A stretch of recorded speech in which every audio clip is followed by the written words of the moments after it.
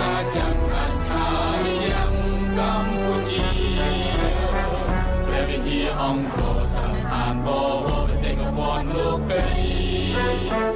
រមណីយបាយបីសិល្បៈបបធរយ៉ាខោអស្ចារ្យ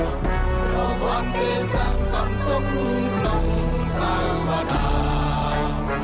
ស្មារតីសភាចាកលបុនកាមរាចាពុនរីមហារដ្ឋកើតមានអង្គបែងកង